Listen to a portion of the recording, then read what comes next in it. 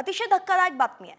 पत्नीला मिळालेल्या लाडक्या बहिणी योजनेच्या पैशांवरती तिच्या पतीनंच डल्ला मारलाय आणि दारूसाठी सगळे पैसे खर्च केलेत। हा प्रकार घडलाय कुर्डुवाडीमध्ये। धक्कादायक गोष्ट म्हणजे लाडक्या बहिणी योजनेचे पैसे दारूवरती का खर्च केले असा जाब विचारणाऱ्या पत्नीवरती दारुडा पती आणि सासूनं थेट कोयत्यानं हल्ला केलाय। या प्रकरणी पती आणि सासूवरती आता गुन्हा दाखल झालाय।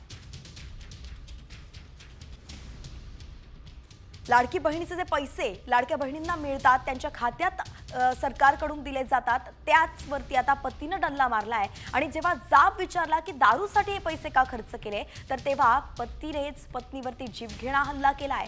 हा प्रकार घडलाय सोलापुरातील कुर्डुवाडीमध्ये।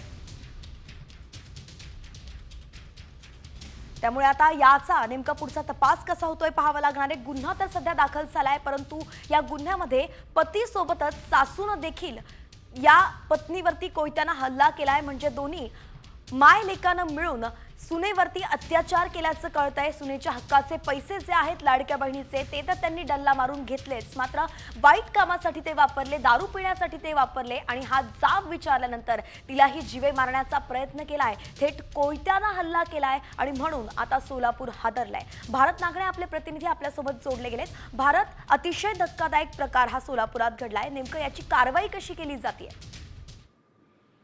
सोलापूर जिल्ह्यातील कुर्डुवाडी पोलीस ठाणे अंतर्गत लोणी गावामध्ये लाडक्या बहीण योजनेचे जे पैसे 1500 रुपये मिळाले होते, ती महिला त्या 1500 रुपयामध्ये आपली घर प्रपंच चालवत होती। मात्र तिच्या व्यसनाधीन झालेल्या पतीने ते परस्पर 1500 रुपये बँकेतून काढले आणि ते दारूवरती उडवले। याचा जाब त्या महिलेने विचारला। त्यानंतर चिडलेल्या पतीने कोयत्याने मार करून त्या महिलेला जखमी केलेला आहे आणि त्या जखमी महिलेवरती आता कुर्डुवाडीमध्ये उपचार सुरू आहेत आणि पोलीस ठाण्यामध्ये देखील त्याच्यावरती आता गुन्हा दाखल करण्यात आलेला आहे। धन्यवाद। सविस्तर अपडेट आपण दिली आहे, याबद्दल पुढे कशी कारवाई होतीये याकडून या संदर्भात सुद्धा आपल्याकडून अपडेट घेत राहू।